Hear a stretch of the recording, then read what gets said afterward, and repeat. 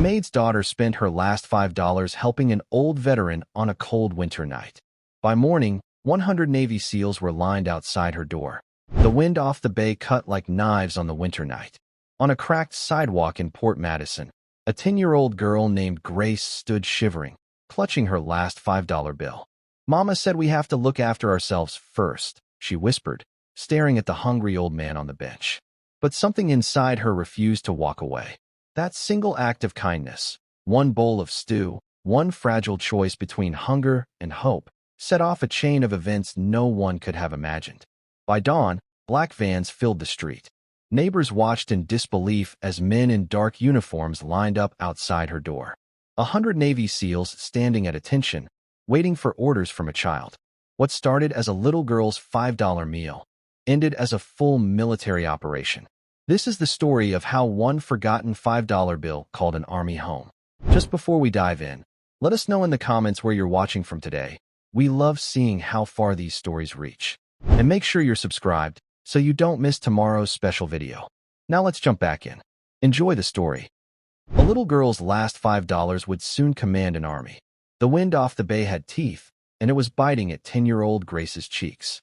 Stood on the cracked sidewalk, she clutched a single, worn $5 bill in her red mitten, the paper soft and fragile as a dried leaf.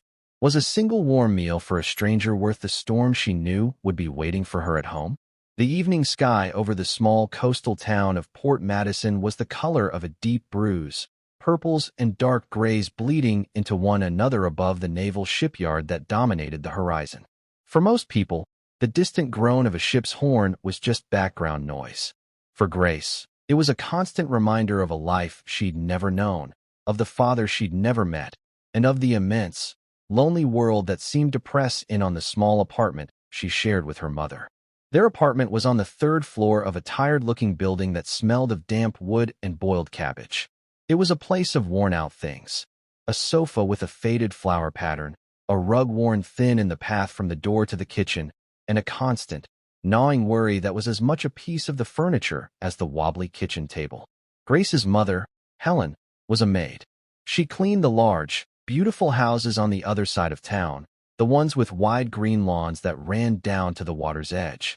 She left before Grace woke up for school and often returned long after the sun had set, her hands raw and her face etched with a weariness that seemed to have settled deep into her bones. This $5 bill was a treasure. It had been a surprise, a tip from one of Helen's clients, a woman who'd remarked on Grace's polite manners when she'd visited her mother at work one day.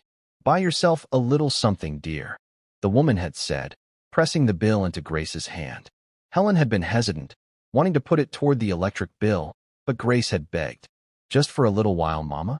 Please." She had plans for that money. There was a book in the window of the secondhand shop, a story about a girl who discovers a hidden garden. Grace had visited it every day on her way home from school, tracing the girl's face on the dusty glass. That book was a promise of another world, a place where things weren't so gray and tired. $5 was the exact price. It felt like destiny. But for the past week, her route home had included a new, heart-wrenching stop. On a cold metal bench facing the choppy waters of the bay, an old man sat. He was there every day, from the time she walked to school in the morning until she walked home in the fading light. He was always in the same spot, wearing a thin, dark coat that was no match for the relentless wind. He was clean, his white hair neatly combed, his back held ramrod straight as if by some invisible force of will. But he was painfully thin, and his face had the pale, hollowed-out look of someone who hadn't eaten a proper meal in a very long time. He never asked for anything. He never made eye contact with the people who hurried past. He just sat, staring at the gray naval ships in the distance, his hands resting on his knees. There was a profound stillness about him, a dignity that seemed almost defiant in the face of his obvious hardship. Grace had started watching him, her heart aching with a feeling she was too young to name. It was a mixture of pity, respect, and a strange sort of recognition. He looked like the faded photograph on their mantelpiece, the one of her great-grandfather in his stiff military uniform. General James Peterson, a man her mother spoke of in hushed, reverent tones. A hero from a long-ago war. That man in the photo had the same straight back, the same unwavering gaze. Today, the cold was worse than ever. A damp chill seeped through Grace's coat, and she could see the old man shivering, a slight, uncontrollable tremor that he tried to hide by clenching his jaw. She saw him press a hand to his stomach, a small, involuntary movement of pain. And in that moment, the book about the secret garden vanished from her mind. All she could see was his hunger. All she could feel was his cold. Her mother's voice echoed in her head. "Grace, we don't have a penny to spare. We have to be careful. We have to look after ourselves first." It was the mantra of their life, a lesson born of necessity and hard experience. Helen wasn't a cold woman, but life had taught her to be a practical one. Her kindness was reserved for Grace, a fierce, protective love that left little room for the needs of strangers. Wasting $5, a fortune that could buy 2 boxes of pasta and a jar of sauce to last them 3 nights, was unthinkable. Grace stood on the corner, her body frozen with indecision. The wind whipped a strand of her blonde hair across her face. She looked from the old man on the bench to the warm, steamy window of The Anchor, a small diner that catered to shipyard workers and fishermen. The smell of frying bacon and hot coffee drifted out, a warm, inviting cloud in the cold air. It smelled like safety. It smelled like everything the old man didn't have. Her hand tightened on the $5 bill inside her mitten. Her secret garden, or his secret hunger? The choice felt immense, a decision that a 10-year-old should never have to make. She thought of her mother's tired face, of the unpaid bills tucked behind the sugar bowl on their kitchen counter. Then she looked back at the man, who had closed his eyes against the wind, his face a mask of quiet suffering. He looked just like her great-grandfather, a soldier left behind on a lonely battlefield. Taking a deep breath that shuddered in her small chest, Grace made her choice. She turned away from the bookstore and walked toward the diner, the bell above the door chiming softly as she pushed her way inside. The diner was warm and bright, a welcome shock after the biting cold. A handful of men in work clothes sat at the counter, their laughter and conversation a low, comforting rumble. A waitress with a kind, weary face and a pencil tucked behind her ear looked down at Grace. "Just you, sweetie?" Grace nodded, her voice small. "I'd like to get some food to go, please." She stood on her toes to see the menu board hanging on the wall. The prices made her stomach clench. Everything seemed impossibly expensive. She was terrified the $5 wouldn't be enough. "What can I get for you?" the waitress asked, wiping down the counter with a damp cloth. "What's the warmest thing you have?" Grace asked, her eyes scanning the board desperately. The waitress paused, her expression softening as she took in the serious little girl with the flushed cheeks and the worried eyes. "Well, the beef stew is pretty popular on a day like today. Comes with a thick slice of bread for dipping. It'll warm you right up." She pointed to the price. $4.50. Relief washed over Grace so intensely her knees felt weak. "I'll take that, please." She slid the $5 bill onto the counter. It looked small and insignificant in the bright diner light. The waitress took the money and rang it up, handing Grace 2 quarters back in change. As she waited, Grace tucked the coins deep into her pocket. 50 cents. That's what was left of her treasure. The waitress soon returned with a sturdy container of stew, the heat radiating through the cardboard, and a thick slice of buttered bread wrapped in wax paper, all tucked into a small paper bag. "Here you go, hon. You be careful out there, it's getting nasty." "Thank you," Grace whispered, taking the bag. The warmth seeped into her cold hands, and the smell of the rich, savory stew made her own stomach rumble with hunger. For a second, she was tempted to keep it for herself, to take it home as a surprise for her and her mother. It would be the best dinner they'd had in months. But the image of the old man, shivering on the bench, pushed the thought away. This warmth wasn't for her. She stepped back out into the cold, the wind immediately snatching at the paper bag. Grace clutched it to her chest and walked the short distance to the bench. The old man hadn't moved. His eyes were still closed. For a scary moment, she wondered if he was okay. She stood before him, her heart thumping against her ribs. What was she supposed to say? Her mother had always told her not to talk to strangers. But this felt different. This felt important. "Excuse me, sir," she said, her voice barely a whisper above the wind. The man's eyes snapped open. They were a pale, washed-out blue, and for a moment they were sharp and alert, the eyes of a man who was used to assessing threats. Then they softened as they focused on the small girl standing in front of him. I thought you might be hungry," Grace stammered, holding out the bag. "It's beef stew. It's warm." The man stared at the bag, then back at her. He didn't move. His face was a mixture of confusion, suspicion, and something else Grace couldn't understand. Pride, maybe. A deep, wounded pride. "I don't take charity," he said, his voice a low, gravelly rasp, as if he hadn't used it in a long time. Grace's face fell. Her eyes started to sting with tears of disappointment and fear. She had spent all her money. She was going to face her mother's worry. And for what? To be rejected? "It's not charity," she said, her voice trembling slightly. It's a gift. Because it's cold. And my great-grandpa was a soldier. He always said you should look after your own." She didn't know where the words came from, but they felt true. The man's expression changed. The hardness in his eyes flickered. He looked at her more closely now, studying her small, earnest face. He glanced down at the bag she was holding out, its warmth a silent invitation. For a long moment, the only sound was the wind whistling off the water. A battle was being fought behind those pale blue eyes, and Grace waited, her arms starting to ache from the weight of the bag. Finally, slowly, he reached out a hand. His fingers were long and thin, the knuckles swollen, but his hand was steady. He took the bag from her, his fingers brushing against hers for a fleeting second. "What's your name, child?" he asked, his voice softer now. "Grace," she said. He nodded, looking down at the bag in his lap as if it contained something precious. "Thank you, Grace," he said, the words heavy with unspoken meaning. "You are aptly named." He didn't say anything else. He just sat there, holding the bag. Grace lingered for a moment, unsure what to do next. Then, she gave a small nod and turned to walk home, her mitten feeling strangely empty. As she reached the corner, she risked a look back. The old man had opened the container, and a cloud of steam rose into the cold air. He was eating, slowly and deliberately, his head bowed over the warm meal. A small, quiet warmth spread through Grace's chest, a feeling that had nothing to do with the diner and everything to do with the man on the bench. It was a better feeling than any book could have given her.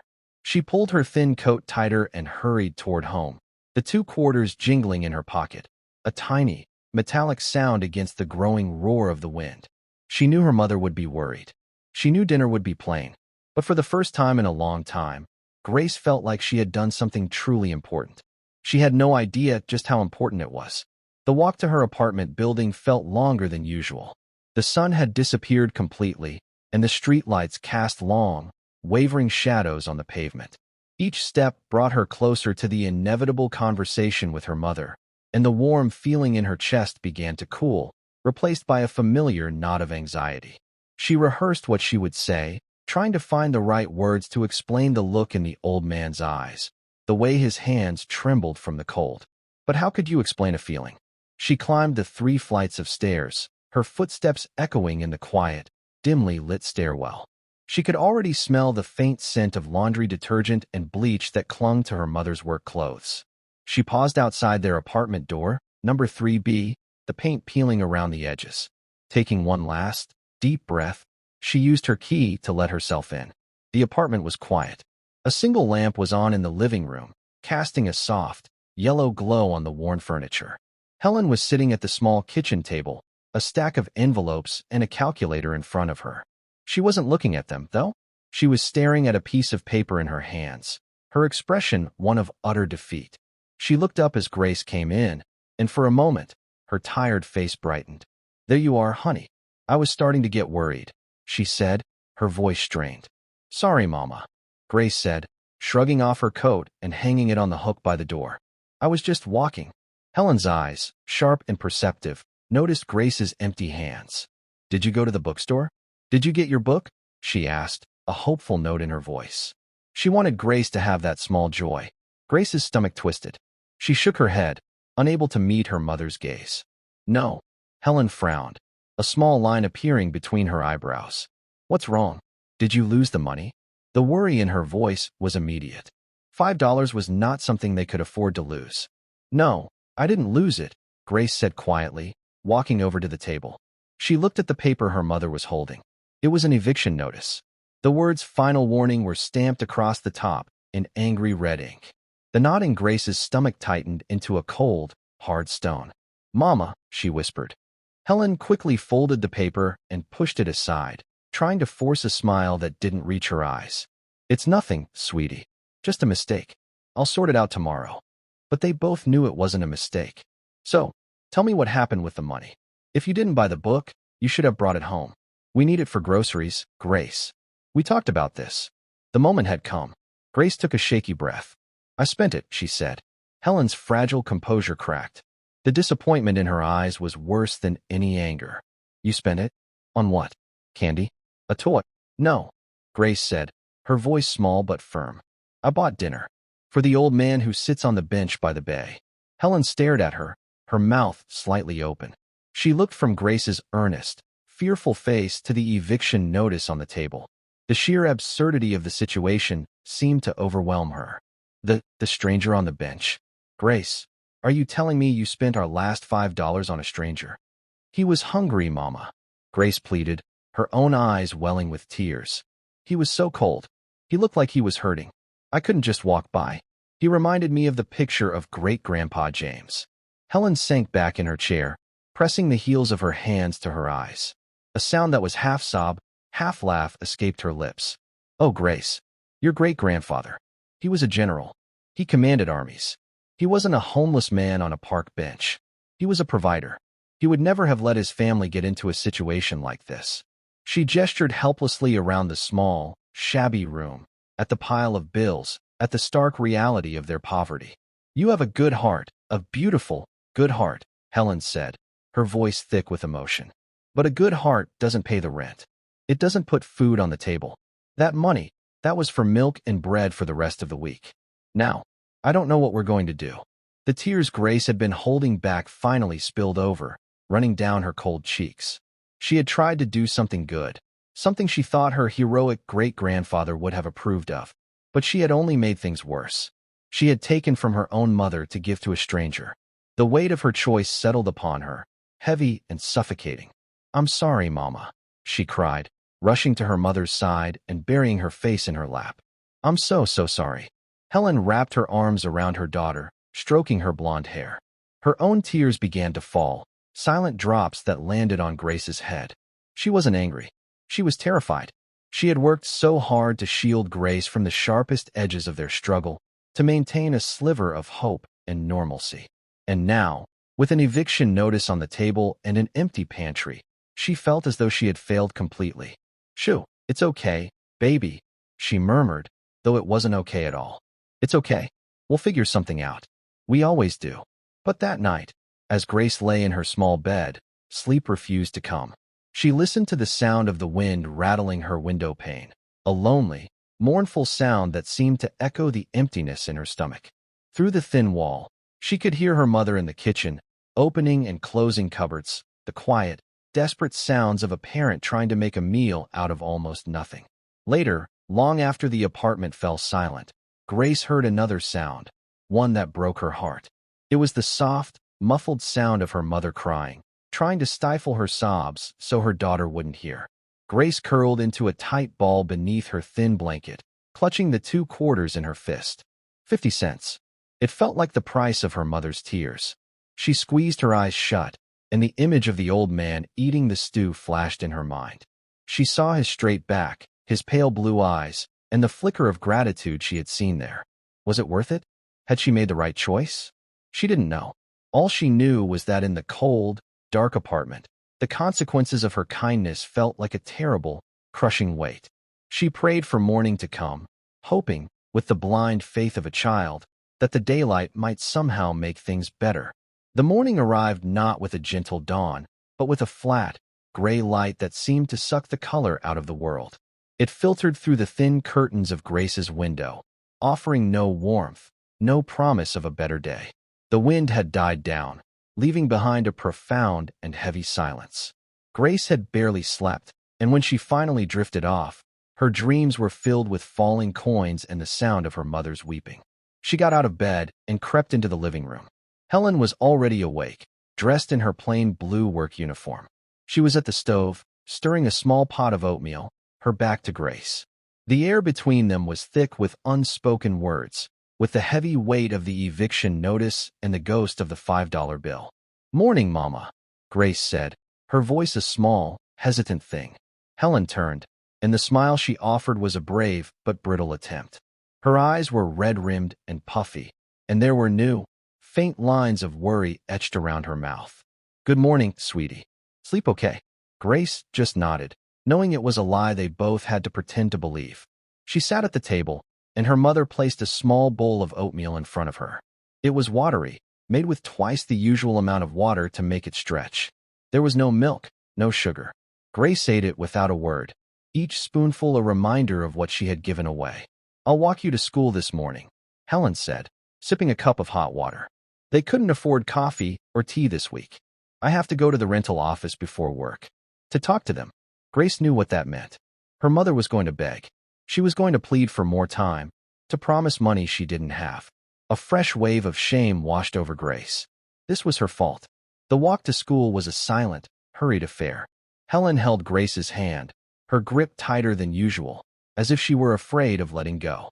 Grace kept her head down, watching the cracks in the sidewalk, unable to look at the people they passed. She didn't dare to look toward the bench by the bay. She couldn't bear to see if the old man was there, or worse, if the bench was empty. When they reached the schoolyard, Helen knelt, pulling Grace into a fierce hug.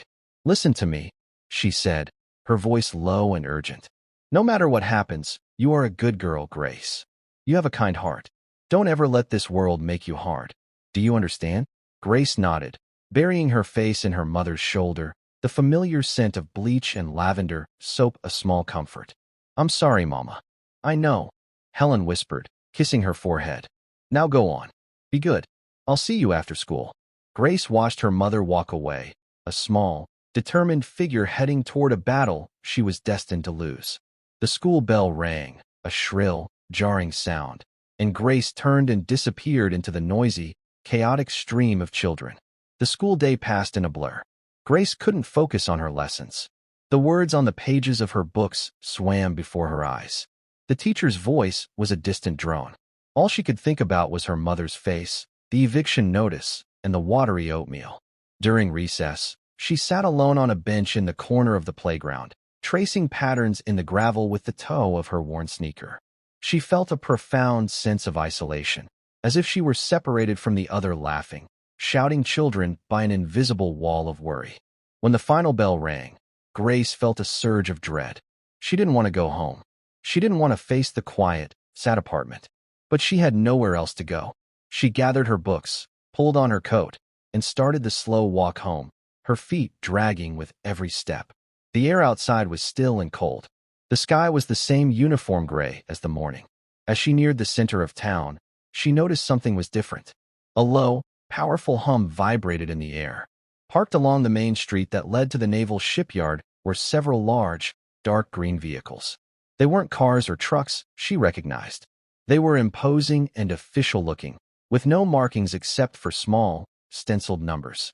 Men in crisp, dark uniforms stood near the vehicles, speaking quietly into radios. They weren't the local police. Their posture was different, more rigid, and their eyes were constantly scanning the area, missing nothing.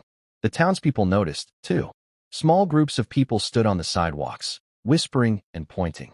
A sense of unease, of quiet alarm, had settled over Port Madison. The town was used to the presence of the Navy, but this was different. This felt like an occupation. Grace's heart began to beat a little faster. She clutched her backpack straps and tried to make herself as small as possible, hurrying past the stern-faced men. Her route took her past the bay, and despite her earlier resolve, her eyes were drawn to the bench. It was empty. A pang of disappointment, quickly followed by a strange sense of relief, went through her. Wherever the old man was, he wasn't sitting out in the cold today. As she turned onto her own street, her blood ran cold. One of the imposing green vehicles was parked directly in front of her apartment building. Two more uniformed men stood by the entrance, their arms crossed, their faces grim and unapproachable. Her first thought was of the eviction. Had they sent soldiers to throw them out? It didn't make sense, but in her panicked, 10-year-old mind, anything seemed possible. She wanted to run, to hide, but her legs felt like lead. She had to get home. Her mother was in there. She forced herself to walk forward, her eyes fixed on the ground. As she approached the entrance, one of the men stepped forward, blocking her path. He was a mountain of a man, with a square jaw and eyes so dark they seemed to absorb the light. But when he spoke, his voice was surprisingly gentle. "Can I help you, miss?" I I live here," Grace stammered, pointing up at the building. The man's expression didn't change, but he seemed to look at her more closely. "What's your name?" "Grace Peterson." The man's eyes widened almost imperceptibly. He exchanged a look with his partner, a quick, silent communication that Grace couldn't decipher. He then pressed a finger to the radio on his shoulder. "Eagle 1, we have the girl. I repeat, we have Grace Peterson." The radio crackled a response that Grace couldn't understand. The man nodded. Understood. He looked back down at Grace, and his stern expression had softened into something kinder, more respectful. "Your mother is waiting for you upstairs, Grace. We'll escort you." Escort her? Soldiers escorting her to her own apartment? The fear and confusion swirled inside her, making her feel dizzy. The two men walked on either side of her, not touching her, but creating a formidable, protective wall around her. They walked up the 3 flights of stairs in silence, their heavy combat boots making loud, rhythmic thuds on the worn wooden steps. With every step, Grace's dread grew.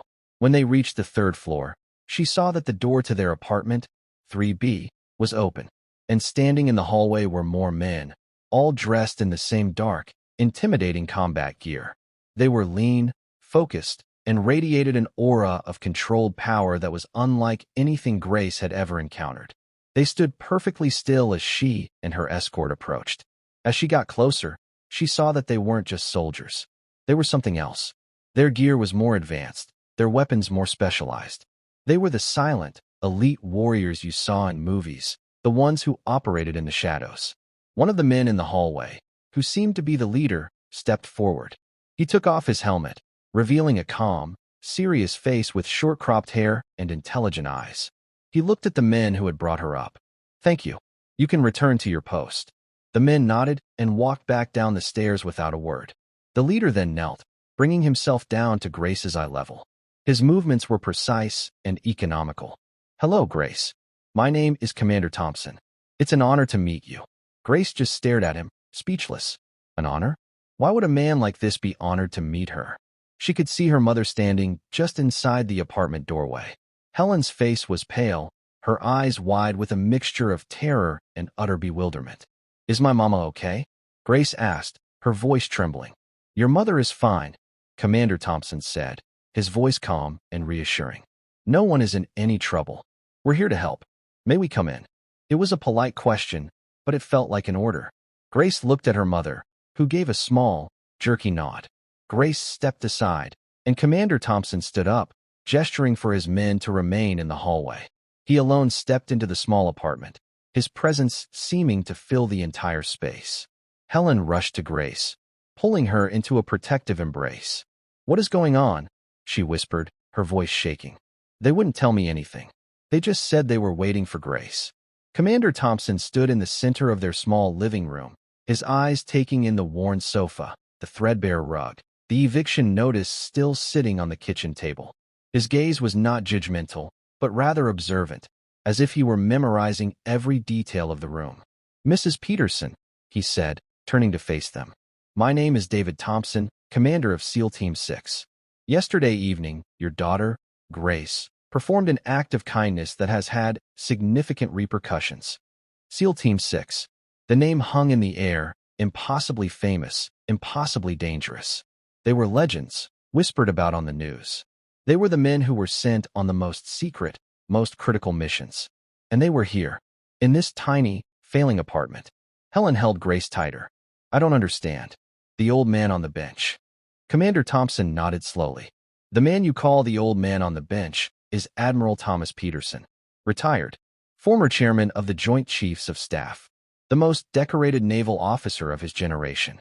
He paused, letting the weight of the name sink in. "And, as I understand it, he is your grandfather and Grace's great-grandfather." The world seemed to tilt on its axis. Helen stared at the commander, her mind refusing to process the information. Her grandfather? The stern, distant man from her childhood? The legendary Admiral Peterson who had cut off all contact with her mother after she married a simple sailor? He was the man on the bench, shivering, hungry, and alone. That's not possible, Helen stammered. He lives in Virginia, in a big house. We haven't heard from him in over 20 years. Not since my mother.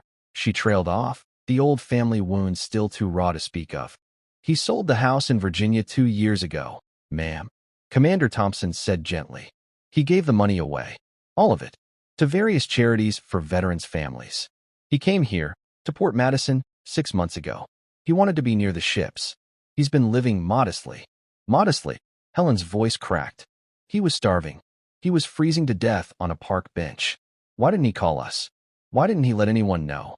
Pride is a powerful thing, ma'am, the commander said, especially for a man like the Admiral. He made his choices. He believes a soldier should be self-reliant to the very end. He didn't want to be a burden to anyone. He came here to fade away, I suppose. He told no one. The Navy, the government, we all thought he was still in Virginia. We lost track of him. It's a significant failure on our part. Commander Thompson then looked at Grace, who was listening to this impossible story with wide, uncomprehending eyes. We would never have found him, he said, his voice filled with a genuine, profound respect. He was hiding in plain sight. We searched for him for 2 days after one of his old service buddies raised an alarm. We used satellites, facial recognition, credit card traces, nothing. He was a ghost. Until yesterday evening. After your daughter bought him dinner, he made a phone call. His first in over 6 months. It wasn't to us. It was to the Secretary of the Navy himself. He took a small, folded piece of paper from his pocket and handed it to Helen. This is a transcript of the call. The Admiral insisted you see it. Helen's hands trembled as she unfolded the paper. Grace peered around her mother's arm to read the words. Operator, Secretary of the Navy's office. Admiral Peterson, get me Dan. Tell him it's Tom Peterson. Pause. Secretary of the Navy. Tom? My God, is that you? Where are you? We've been looking for you everywhere. Admiral Peterson, never mind that. I need a favor. There's a girl. Her name is Grace Peterson. She lives at 121 Harbor Street, apartment 3B. She's my great-granddaughter. Secretary of the Navy. Tom, what's going on? Are you all right? Admiral Peterson, I'm fine. But the girl and her mother, they're not. They're in trouble. I need you to fix it. Whatever it takes. Send the best. Send your boys. And Dan, tell them they're taking orders from a 10-year-old girl with blonde hair. Because she saved my life tonight. She did what the entire United States Navy couldn't do. She found one of its own. Now get it done. Call ends. Helen read the transcript twice, the words blurring through her tears. She looked from the paper to the stoic, imposing figure of Commander Thompson, and then down at her small, bewildered daughter. Grace, who had spent her last $5 on a cold stranger. Grace, who had inadvertently launched a rescue mission for one of the most powerful military men in the country. The Admiral is safe now, ma'am, Commander Thompson continued, his voice softening the formal edges. He's at the base hospital. He's malnourished, dehydrated, but he's strong. He's refusing all treatment until he speaks with you and Grace. He then gestured toward the eviction notice on the table. And as for this, consider it handled. The United States Navy is assuming all of your family's debts. A new apartment has been secured for you, overlooking the water, fully furnished. It's the least we can do. The Admiral was very clear in his instructions. He looked around the small apartment again. You won't be needing anything from this place. Outside, the low hum that Grace had noticed earlier began to grow louder. It was the sound of engines, many of them. She walked to the window and peered down at the street. What she saw made her gasp. Her street, which was usually empty except for a few parked cars, was now filled with military vehicles. And standing in perfect, silent formation in the middle of the street were what looked like 100 men. They were all dressed in the same elite combat gear as the men in her hallway. They were the rest of SEAL Team 6 and other Special Forces units that had been scrambled to find the missing Admiral. They stood in the cold gray light, a silent, powerful army, their faces turned up toward her window. They weren't looking at the building. They were looking at her. They were waiting for their orders. From a 10-year-old girl with 50 cents in her pocket. Helen came to stand beside her, her arm wrapping protectively around Grace's shoulders. She let out a small, choked gasp as she took in the scene. The entire street, their poor, forgotten street, was now the staging ground for an elite military force. My God, she whispered, her voice trembling. All of this for a bowl of stew. Commander Thompson moved to stand on the other side of Grace. He did not look out the window. His attention was focused entirely on the small girl between them. "They're waiting for you, Grace," he said, his voice a calm, steady anchor in the swirling chaos of the moment. Grace turned her wide, questioning eyes up at him. "Waiting for me for what?" "The Admiral's instructions were clear," he explained patiently. "He said you were in command, that we were to follow your orders. He said you saved his life, and now it was our duty to save yours." "But I'm just a little girl," she whispered, the enormity of the situation finally crashing down on her. Commander Thompson's serious face broke into a rare, small smile. "Sometimes it takes a little girl to see what grown-ups miss," he said. "You saw a man who was cold and hungry. You didn't see his rank, his past, or his pride. You just saw a human being who needed help. That's a kind of clarity we soldiers sometimes lose. The Admiral wants to make sure you never lose it." He looked at Helen. "We have a car waiting to take you to the base hospital. The Admiral is expecting you." Helen was still struggling to comprehend the tectonic shift that had just occurred in her life. An hour ago, her biggest problem was an eviction notice. Now, she was looking at a street full of Navy SEALs, and her long-lost grandfather, a legendary admiral, was waiting for her. She felt Grace tremble beside her. Pulling on a reserve of strength she didn't know she possessed, she squeezed her daughter's shoulder. "Okay," she said, her voice firmer now. "Okay, we'll go." She looked around the small apartment, at the worn-out furniture that had witnessed all their struggles, all their quiet tears. It was the only home Grace had ever known. Should I pack a bag?" Commander Thompson shook his head. "No, ma'am. Everything you need will be provided. The Admiral was very specific. You are to leave this place and never look back." His words were not unkind, but they were absolute. This was not just a change of address. It was the end of a life. The end of poverty, of struggle, of constant worry. He led them to the door. The SEALs in the hallway snapped to attention as they passed, their movements sharp and synchronized. Grace walked between her mother and the commander, feeling like she was in a parade she hadn't signed up for. The journey down the 3 flights of stairs felt different this time. The building itself seemed to know something had changed. The damp, cabbage-smelling air seemed thinner, the shadows in the corners less menacing. When they stepped out of the building into the cold gray light, a ripple of movement went through the assembled soldiers on the street.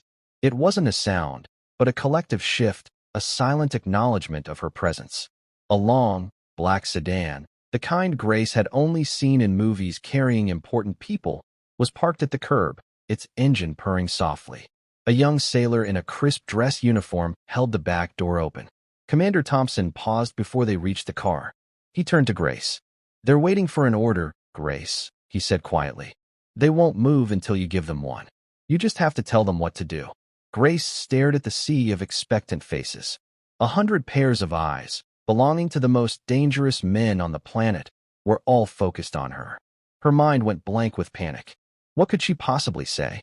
What order could a 10-year-old girl give to a team of Navy SEALs? She looked to her mother for help, but Helen looked just as lost as she did. Then, Grace thought of the old man on the bench. Her great-grandfather. She thought of his cold hands, his shivering body. And the words came to her, simple and clear. She took a deep breath and, in a voice that was small but carried in the profound silence of the street, she said, "You should all go get something warm to eat." A low chuckle rippled through the ranks. Commander Thompson's small smile returned, wider this time.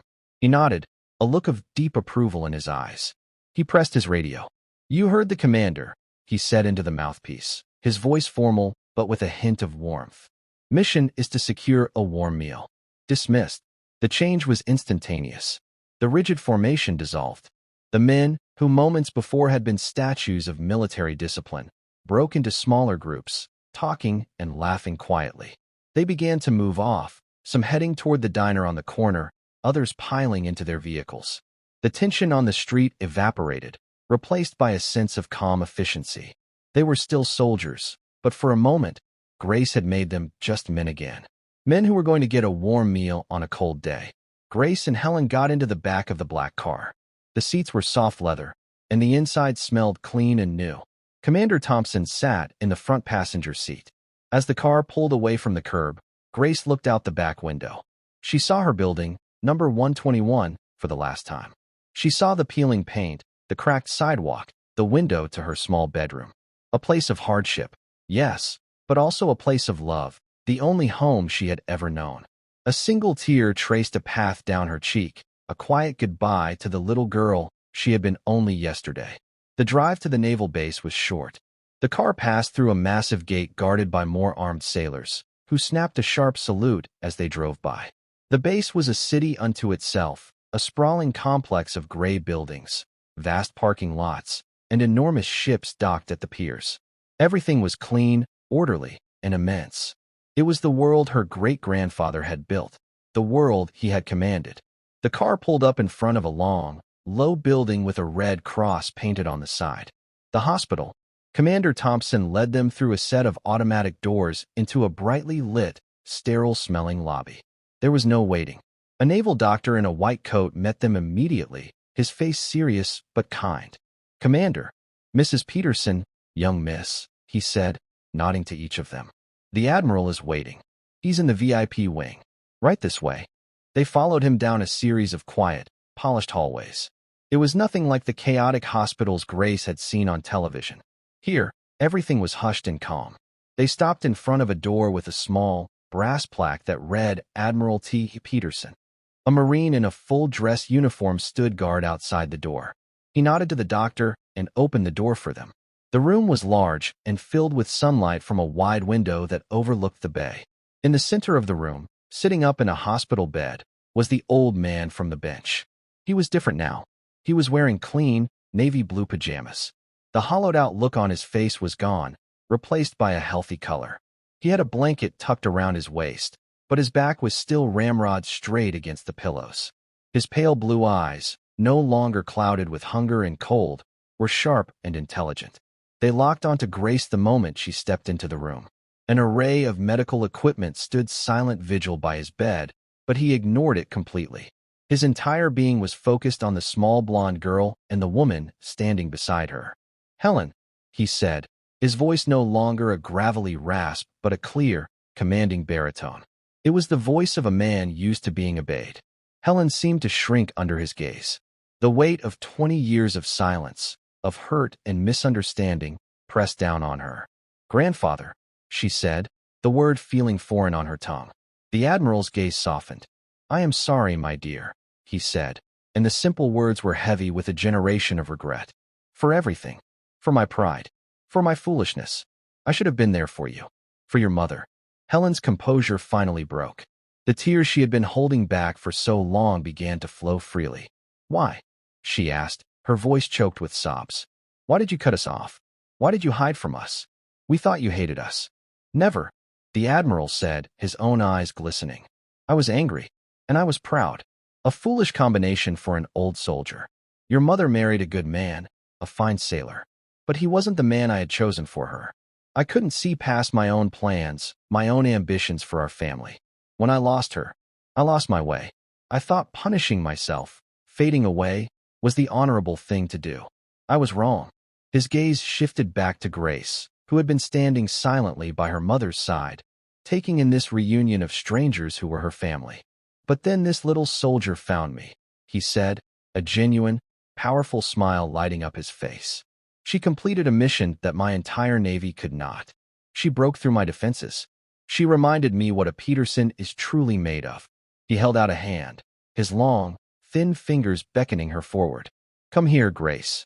Hesitantly, Grace walked to his bedside. He took her small hand in his grip surprisingly strong. "You gave me your last $5, he said, his voice thick with emotion. "You gave a stranger your treasure. Do you have any idea how rare that is in this world?"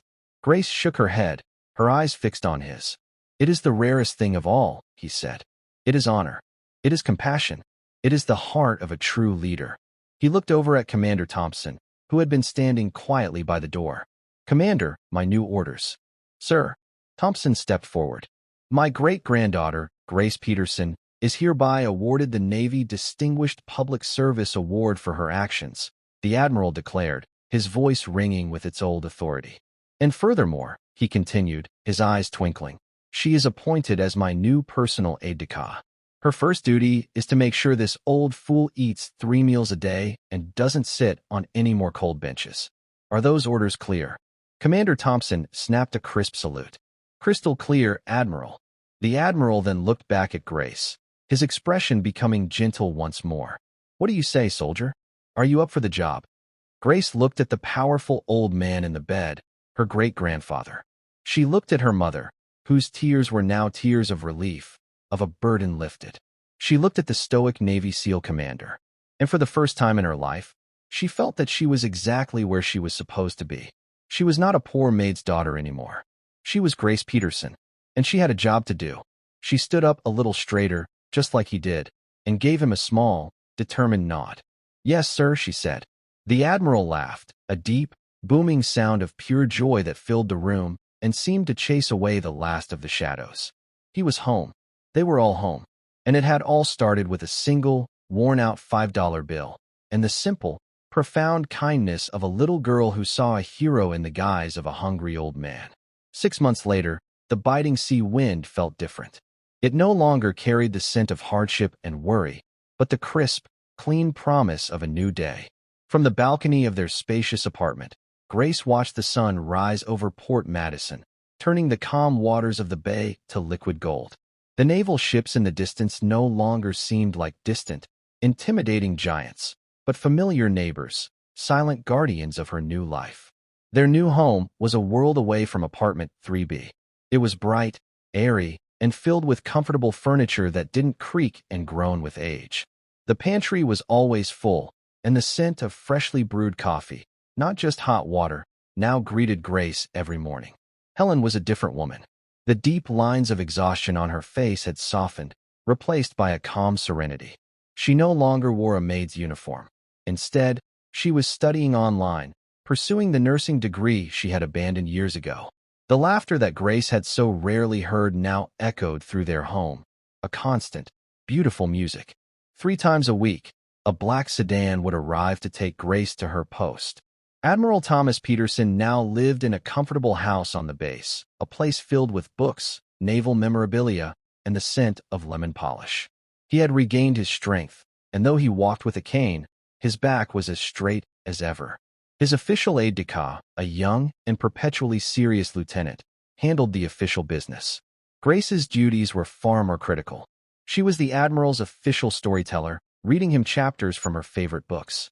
She was his head of intelligence, delivering detailed reports on schoolyard politics and the best flavors of ice cream at the local parlor. Most importantly, she was his personal anchor to the world he had almost left behind. Their bond, forged in an act of desperate kindness, had become the cornerstone of both their lives. Aide-de-camp reporting for duty, Admiral, Grace would say, giving him a salute that was becoming crisper by the day. At ease, soldier, he would boom, his blue eyes twinkling. Now, give me your report. What's the word from the front lines? He was teaching her to play chess, explaining the strategy behind each move with the same clarity he had once used to brief presidents. In turn, she was teaching him how to see the world not as a battlefield, but as a place of small wonders, the intricate pattern of a seashell, the joy of a perfectly skipped stone. Helen would often join them for dinner, and the 3 of them would sit around the large oak table, a family reforged in the unlikeliest of fires. The 20 years of silence and pain between Helen and her grandfather had not vanished, but they were healing. They spoke of the past, not with anger, but with a quiet, sad understanding. They were rebuilding their history, one shared memory, one forgiven hurt at a time. One warm Saturday afternoon, the 3 of them, Grace, Helen, and the Admiral, were sitting on the balcony. A gentle breeze rustled the pages of the book in Grace's lap. Down below, a young sailor was struggling to load groceries into his car, a paper bag tearing and sending a cascade of oranges rolling across the pavement. Before Helen or the Admiral could even move, Grace had set down her book. "I'll be right back," she said, and she was out the door and down the stairs in a flash. The Admiral watched from the balcony as his great-granddaughter ran to the sailor's aid. She didn't hesitate. She simply knelt and began gathering the rolling fruit, her small hands working quickly. The young man, flustered and embarrassed, thanked her profusely. Grace just smiled, helped him pack the last of his groceries, and gave a small wave before running back upstairs. She returned to the balcony, her cheeks flushed from the sun. He was going to be late to pick up his wife, she explained simply, picking up her book again. The Admiral looked at Helen, and his pale blue eyes were bright with a pride so fierce it was almost painful. He reached over and gently took Grace's hand, the one that had once held a $5 bill like a sacred treasure. "Your mother was worried that this world might make your kind heart hard," he said, his voice a low, gentle rumble. But she had nothing to fear. He looked out at the vast, sunlit bay, at the flag flying proudly over the shipyard. "True strength isn't about the orders you give, Grace. It's about the kindness you give when no one is watching. It's the most powerful force on earth. You taught this old soldier that." Grace smiled, a pure, uncomplicated smile that held all the promise of their new future. She leaned her head against her great-grandfather's shoulder, a book in one hand, his hand in the other. The light was on. The coffee was hot. And for this family, the road would always be open, leading them home. And that's where we'll end the story for now. Whenever I share one of these, I hope it gives you a chance to step out of the everyday and just drift for a bit. I'd love to know what you were doing while listening. Maybe relaxing after work, on a late-night drive, or just winding down. Drop a line in the comments. I really do read them all. And if you want to make sure we cross paths again, hitting like and subscribing makes a huge difference. We are always trying to improve our stories, so feel free to also drop your feedback in the comment section below. Thanks for spending this time with me.